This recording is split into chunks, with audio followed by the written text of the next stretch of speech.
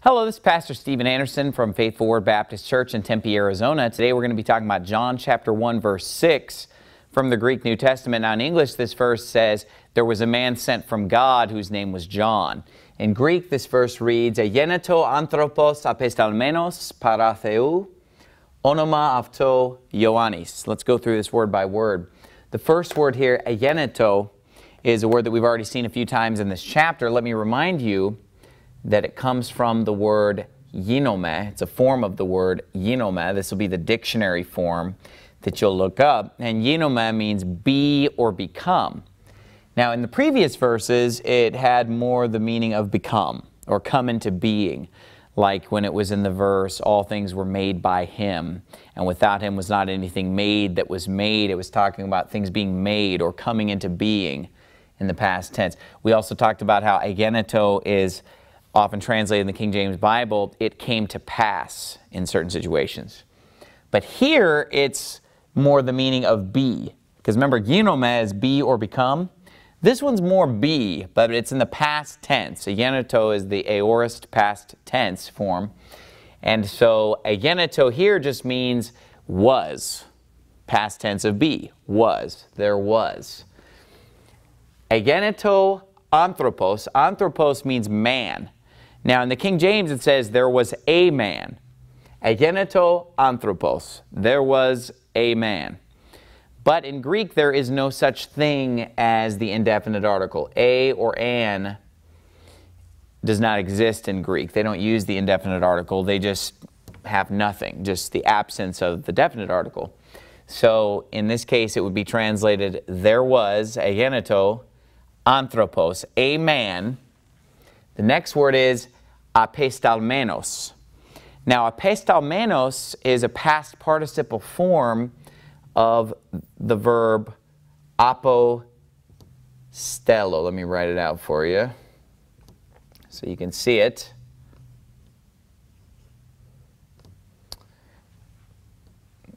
Apostello means I send forth. And if you remember in the Bible, the apostles are people who were sent forth by Jesus Christ. He sent them out to preach 2 by 2. He sent out 12 that He called apostles. Later He ordained another 70 that He sent out. And so this verb apostello means I send forth. And apestalmenos, because it's a past participle form, would be sent. And there are a lot of participles that are used in the New Testament, much more than when you're reading the New Testament in English. You come across the participle forms a lot when you're reading the Greek New Testament. So we'll go into more of the finer points of these things later on. But at this point, just get used to seeing this os type of an ending on the end of verbs that are acting as participles, whether past participle or other types of participles.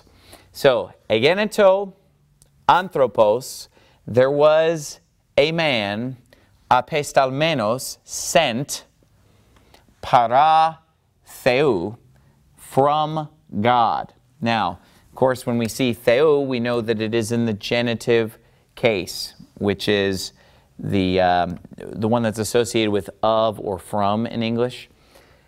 But remember, the objects of prepositions can take either accusative, genitive, or dative case. And para is one of those prepositions that could take all three. Sometimes you'll see para with accusative, sometimes you'll see para with dative, sometimes you'll see it with genitive. Let me explain to you the difference, and I'm going to draw the chart that I drew earlier in the lessons. I'm going to draw it again because I just feel that it is such an important chart. It really helps me to understand these case endings in regard to objects of prepositions. Of course, we know nominative case is the subject of the sentence. Accusative case is the direct object. Genitive case is the one that's associated with of or from or possession.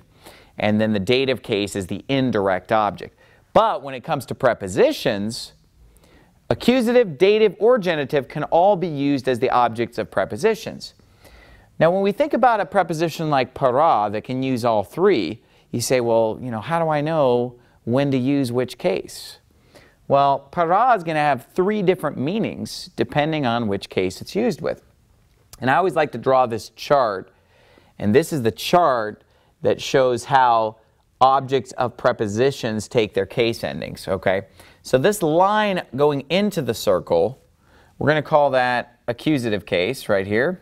And then inside the circle, we're going to call dative case. And then coming out of the circle or from the circle, we're going to call genitive case. So let me just explain this chart to you. Prepositions that have to do with getting somewhere are using accusative objects.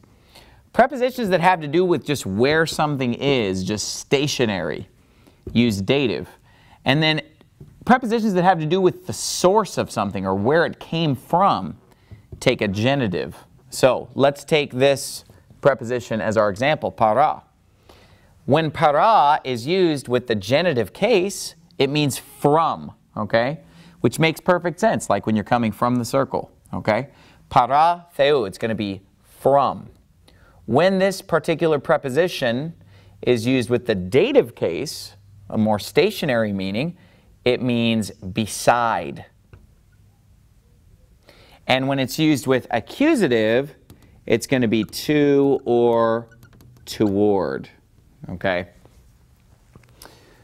So when you see para, you don't really know if it means to, beside, or from until you look at the object and you see what case it's in. You see that it's that genitive, boom, from God. There was a man sent from God. Think about the verses that we've already gone over in John chapter 1. For example, in the beginning. Would that be getting somewhere or just being somewhere or coming from somewhere? Well, in the beginning, that's where you are. Dative, okay? In the beginning was the Word. The Word was with God. The Word was God. The same was in the beginning with God. All things were made by Him. By Him, the aftu, if you remember verse 3, will take a genitive ending because that's the source. I mean, that's who made everything. It was made by Him.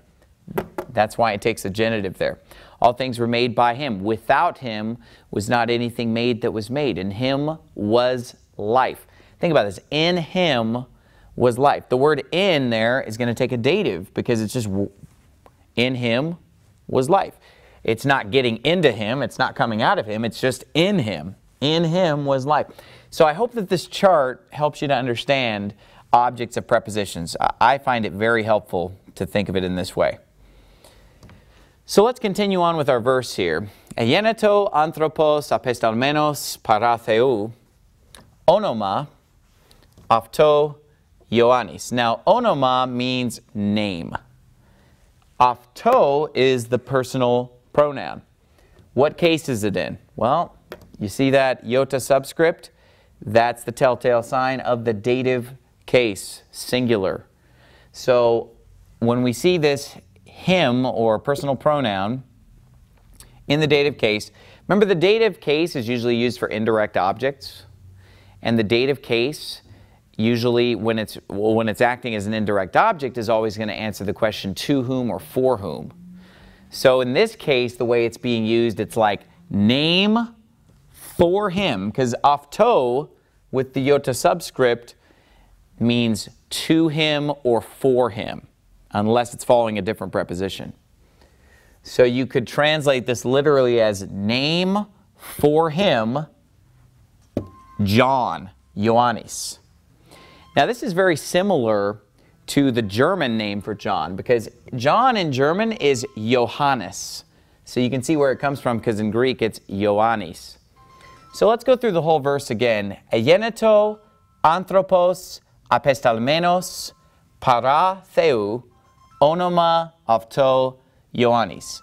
There was a man sent from God, whose name, or name for him, whose name, John. Notice there is no word was here.